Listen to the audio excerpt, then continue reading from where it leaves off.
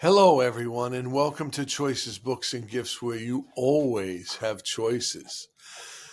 Welcome, everyone. My name is Jay DiPaolo, owner of Choices Books and Gifts in New York City, a store dedicated to health, wellness, recovery, recovery for the community for over 30 years. I am the host of the podcast, You Always Have Choices, where we dive deep into stories of transformation, healing, and personal growth. We can be found at 220 East 78th Street between 2nd and 3rd Avenues, and we can also be found at choicesgifts.com. I am so happy today to introduce a wonderful woman, Anja Steensig, and she's a terrific lady, and I'm going to tell you a little bit more about her before we go into the questions so you know a little bit about her background. So today we welcome Anja Steensig, a Danish mystic meditating God's love through writing, speaking, and mentoring. For more than a decade, she was one of the best-known TV and radio personalities in Denmark, hosting her own talk show as well as almost every other kind of TV entertainment. She was voted Best Female TV Host during her career. In 2011, she fell into a deep depression that changed her life forever. After 6 months in a painful darkness, she re-entered the world completely transformed. Her heart had been blasted open, and she found herself in a state of pure and unconditional love, where she suddenly saw everything from a perspective of love. She knew that she was no longer in charge of her own life, but a servant of something infinitely bigger. As she surrendered into the loving guidance she received, life took her on a 7-year journey to learn and grow further into the experience and understanding of God expressed as love before she began passing on the wisdom she received.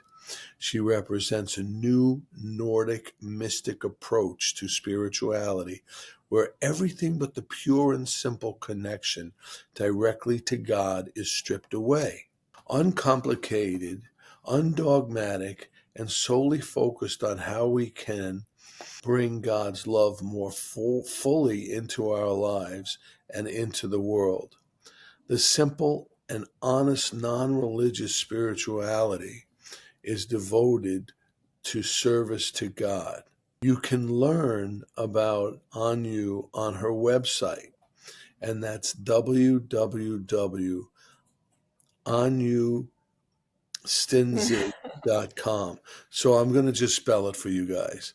It's ANJASTEENSIZig.com. And I'm sure you're going to go there because she's going to be that interesting. Not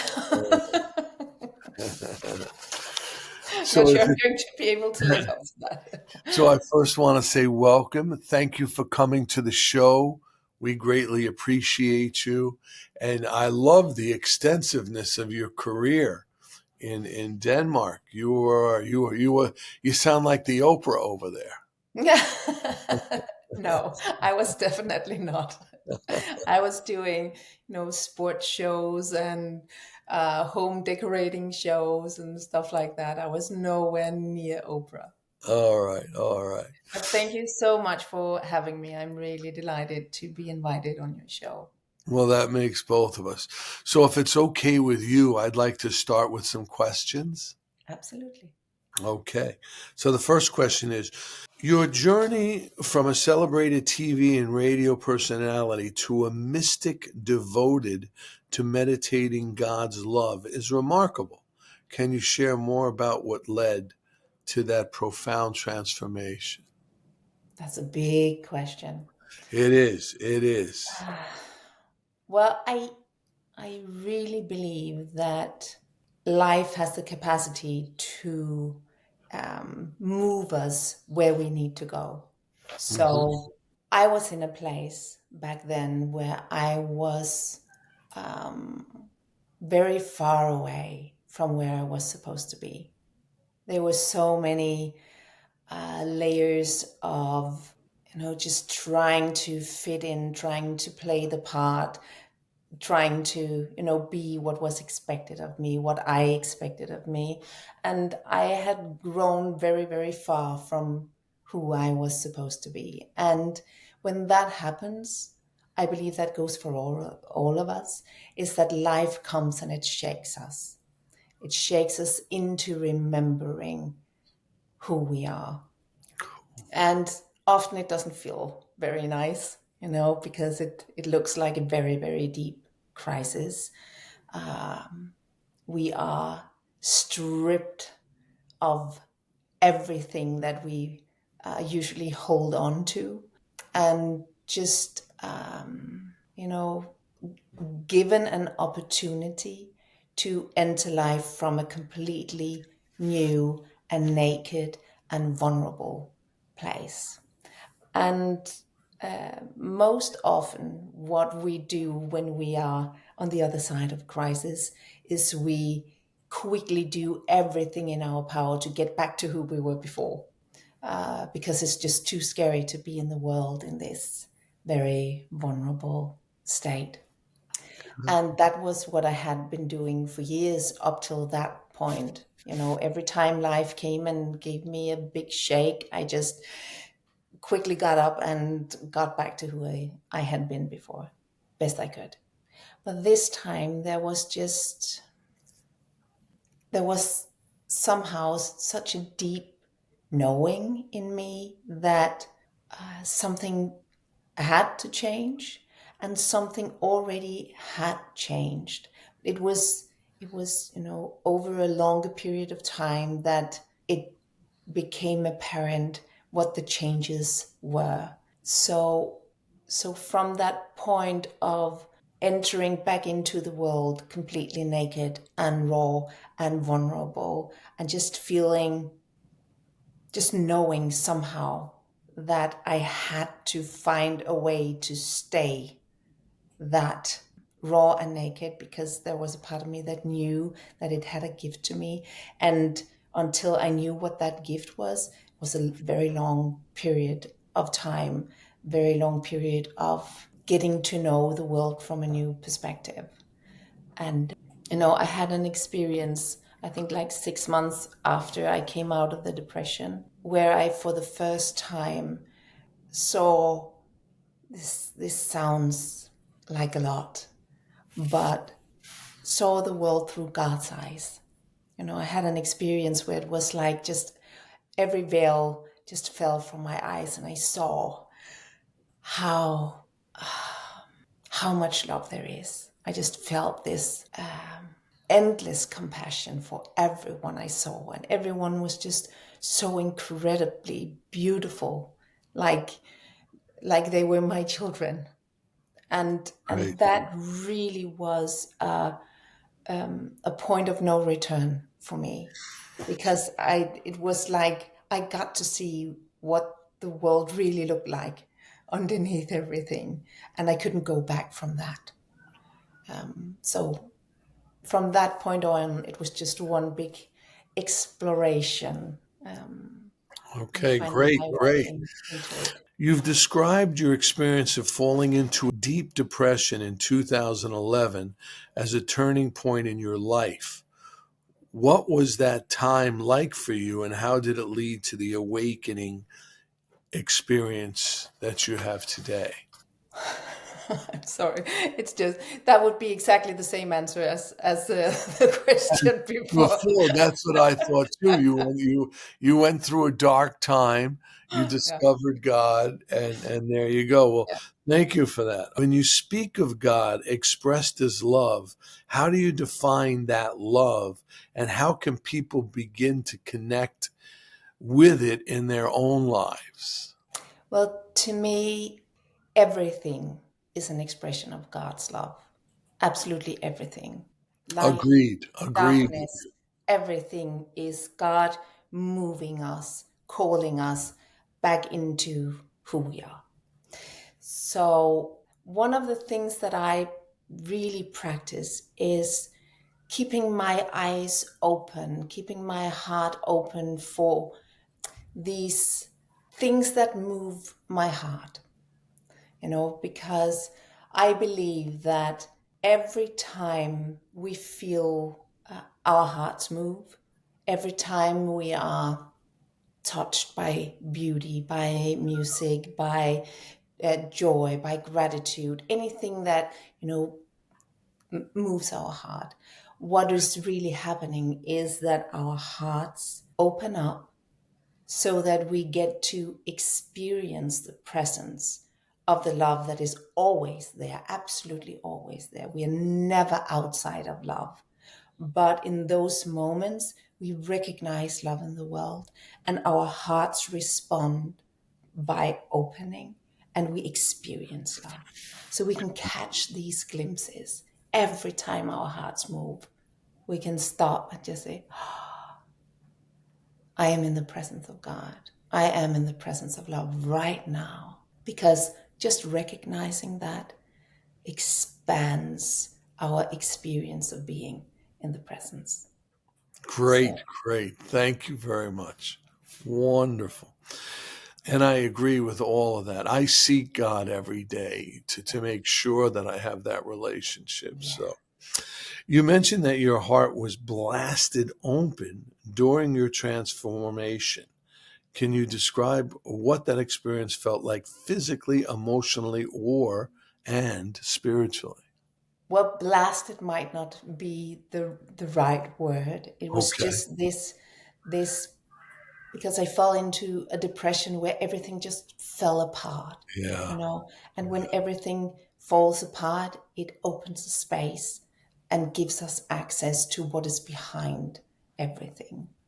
So it had to take me through a very, very dark place to get there.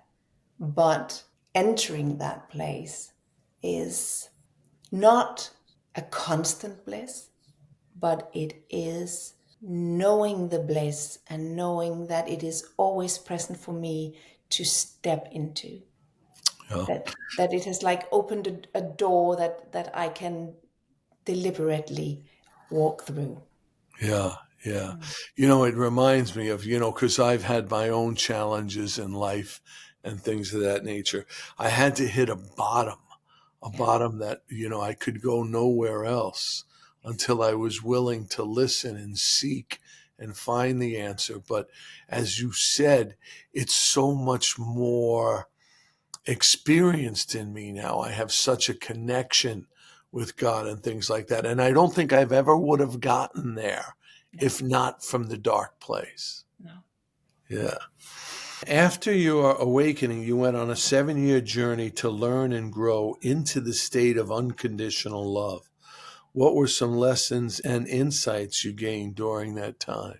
I think the main one was surrender, Yes. surrender to that voice, surrender to the deep, deep, deep knowing, surrender to wherever life wanted to take me, and find in that trust some kind of fearlessness in moving into places I that was just strange countries for me.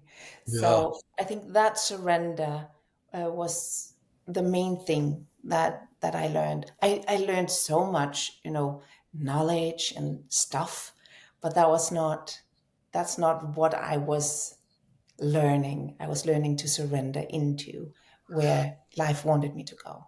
Yeah, yeah, I agree. I love what you just said about that because, as I said, I was going through my own challenges and trying to do it my own way and constantly failing. And until I could accept that, and somebody had mentioned to me once, a lot like what you're saying now, wave the white flag to win the war. Mm. And when you surrender is when you begin to win the war.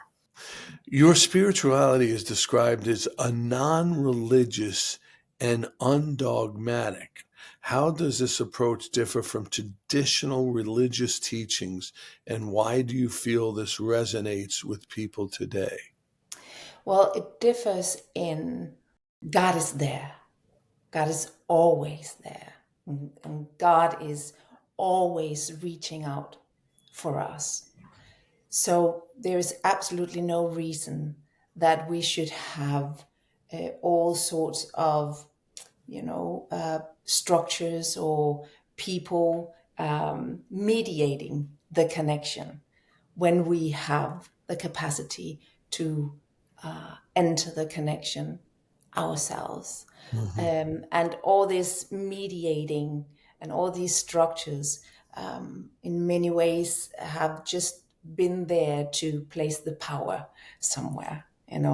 It had made some people very powerful to say, well, you will never get in through that door unless you go through me. You know, uh, but it is all there for us to access. And in my part of the world, religion, lost the battle against natural sciences like 100 years ago. This is the least religious part of the world. Right. And what happened when we threw out religion was that it left us empty. There was an empty space. So this kind of spirituality opens up a way for people who do not anymore, align with traditional religion Yeah. to fill up that space. And in this part of the world, it's really, really, really needed because religion has not been there to connect us with God. So we have just been disconnected for a very long time. Yes, yes, I hear you, and I think, the church and our religion that we grew up on, which was a fearful religion when I was a child, Mm. that has changed so much in today's society. So coming up with these alternatives, I think, where you can reach the goals we want the people to reach are wonderful. So I commend you on your way of doing these things. How do you describe your role as a servant of something infinitely bigger, and how does that inform the work you do today? That is part of the surrender. It is just acknowledging that it's not about me. Right. It's really not about me. It's about allowing God to work through me. And so it's a very big part of the surrender. Yeah, It yeah. is it is getting out of the equation and stop getting in the way of of what God Well, wants me what to he do, what wants, He yeah. wants me to do. Yeah. Cool, cool, cool. For those who may feel disconnected from God, which I know so many people do, Mm. or even a higher power, what practical steps or advice do you offer to help them begin to rebuild that connection back? I guess for many people who feel like that, there is this a part of what is standing in the way is all the old dogma and everything they learned when they were children and all of that. So step one would be to try and put that aside and say, okay, let's start from scratch. A new chapter. A new chapter, yeah. And then actually just if you can recognize that every time you feel anything that looks like love, you are in the presence of God. Yeah. If you can begin just to acknowledge that and allow that to gently grow, then by experiencing again and again and again and again that love is there, you begin to trust that love is there. Yes. And as you grow in trust, your fears subside, and you can begin the surrender. But I, you cannot decide to have faith because uh, if you do, it becomes just conviction, and conviction is not faith. yeah. Faith is to me knowing from experience. Yes, yes. So we need to Definitely. open up to the experience. Yes, yes. I mean, even for me, I remember I had to practice every single day to try to get to that point where, life was difficult. But when I finally reached that plateau, it's almost unshakable right now. Yes. You know, it used to take me a long time if I woke up during the day and it was sad and depressing and all of that. It used to take me a long time to get out of it. Now, if I have those feelings, I can say a few words that I've learned in the past and from books that I've read and things that I've done. Mhm. And I'm out of it in just as quickly as I get into it. So, yes, it is a practice too. Yes. You focus on bringing God's love more fully into our lives in the world. What does that look like in a practice, especially in a world that can be divided with Mm. chaotic? I know that we've sort of just covered that a little bit, but I guess they're talking about the chaotic part of the world, which Mm. I have to put over there and only worry about this right here. Exactly. Exactly. But the way it looks, the first part of the question is that when we decide to anchor ourselves in love, when we decide that from now on, I want to consciously be aware in every possible situation, how can I bring love into this equation? What would love want me to do? What is needed? What may I give? So it's very, very much a practice of just being aware. How is love needed in this situation? And not necessarily love as something sweet and gentle. Warm and fuzzy. Love can also be standing up for justice or Yes. saying no, or this is where it stops. That is also love. So Yeah, that boundary that we take, and we don't want anybody to cross it because then it's unhealthy for us. So exactly. yes, I see it. Just to Yes, elaborate a little please. bit, because my definition of love is actually insisting uncompromisingly on the highest good of all. So love is the highest good of all, and it Mhm. can look very differently in different situations what the highest good of all is. Yeah. Very good. Very good. Um, your perspective on spirituality is described as a Nordic mystic. Can you explain what that means and how it reflects on your unique approach? Hmm. What does that Well, mean, you can Nordic say mystic? the mystic part is actually just the personal experience, that it is about personally experiencing God. The Nordic part is the simplicity. It Mm, is stripping away all the excess of words and explanations and structures and stuff, you know, and just keeping it so simple. That's very Nordic, and also what makes it very Nordic is that it's very eye level. There's no one, there's no hierarchy. There's no yeah. one above and no one below.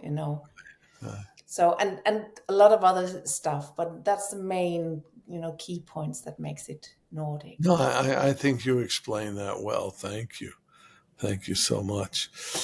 You've spent years mentoring others in spirituality and love. What Mhm. is the most common challenge people face in connecting with God's love? And how do you guide them through it? Mhm. The absolutely most common thing is not feeling worthy to receive. Mm. You know, the people that come to me are typically very, very, very good at giving. Often too good at giving, actually, which is the thing. You can be too good at giving, and very, very challenged in receiving. So what we do is, I guide them in every possible way to bring love into the part of them that are having trouble receiving or feeling worthy, and helping them heal that place so that they can receive, because we need to receive to be able to give. We are just vessels, we are lamps, Yeah. so the light has to come into us to go from us. So that's a major thing. Yeah. I have found, I don't know if you've found the same thing, that, and when we give of ourselves, our time, and whatever that may, I think we receive so much more. Mm. I think by giving, my life grows Absolutely. exponentially, spiritually, all of that. So Absolutely.